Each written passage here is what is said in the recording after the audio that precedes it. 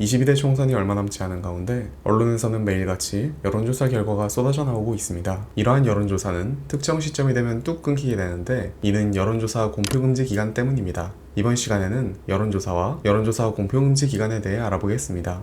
여론조사란 여론, 즉 사회대중의 공통된 의견을 조사하는 것입니다. 여론의 중요성은 굳이 언급하지 않아도 될 정도이기에 이전부터 여론을 파악하고자 하는 시도는 계속해서 존재했습니다. 이는 미국 대선판에서도 마찬가지였는데 현대적인 형태의 여론조사가 각광받기 시작한 것은 1936년 미국 대선부터입니다. 이전까지의 여론조사는 매우 비효율적이고 부정확했지만 갤럽은 다양한 계층을 대상으로 하는 과학적 여론조사를 실시함으로써 당시 무려 1000만 명을 대상으로 조사를 실시한 리터러리 다이제스트사와의 대결에서 승리를 거두었습니다. 그리하여 여론조사에 있어 무작정 많은 수를 조사하는 것이 아닌 표본 집단 선정의 중요성이 드러났고 갤럽사는 명실상부 여론조사 기관의 대명사로서 이름을 날리게 되었습니다.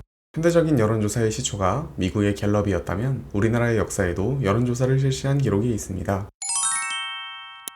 이는 조선 초 세종대왕 시기로 당대의 조세제도를 수정하려 하였으나 신하들의 반대에 부딪혔습니다. 여기서 세종은 왕권으로 찍어 누르는 것이 아닌 여론조사를 선택하였습니다. 1430년 3월부터 5개월간 17만 2천명을 대상으로 조사한 결과 찬성 9만 8천명, 반대 7만 4천명으로 집계되었습니다. 하지만 찬성이 많다고 해서 곧바로 시행하는 것이 아닌 찬성만큼 많았던 반대 의견까지도 수용하여 시행을 연기하고 법을 다듬어 공표하였습니다.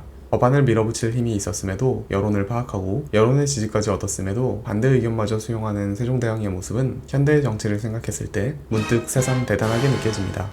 여론조사 공표금지는 공직선거법에 명시되어 있습니다. 이번 총선에서는 4월 4일부터 공표금지 기간인 셈이죠. 그렇다면 어째서 선거일이 다가오면 여론조사 결과를 공표할 수 없을까요? 이는 유권자들의 투표의사 왜곡을 방지하기 위함입니다. 여론조사 결과가 유권자들의 투표 의사를 왜곡한다는 주장을 뒷받침하는 근거로는 밴드웨건 효과와 언더독 효과가 있습니다. 우선 밴드웨건 효과, 즉 편승 효과는 미국의 경제학자 하비 라이벤스타인의 경제 용어로 유행에 따라 상품을 구입하게 되는 소비 현상을 말합니다. 밴드웨건 효과가 선거에 적용되면 여론조사 결과 지지율이 높은 후보에게 유권자의 표가 쏠리게 됩니다.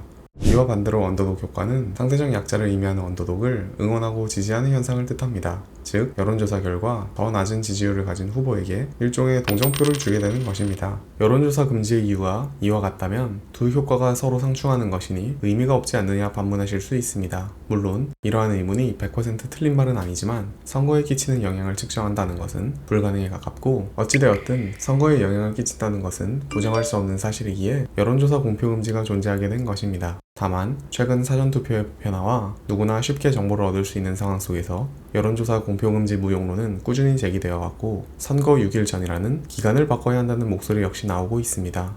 여러분은 여론조사 공표금지에 대해 어떻게 생각하시나요? 의견이 있다면 댓글로 남겨주시길 바랍니다. 영상이 유익했다면 구독과 좋아요 부탁드립니다. 감사합니다.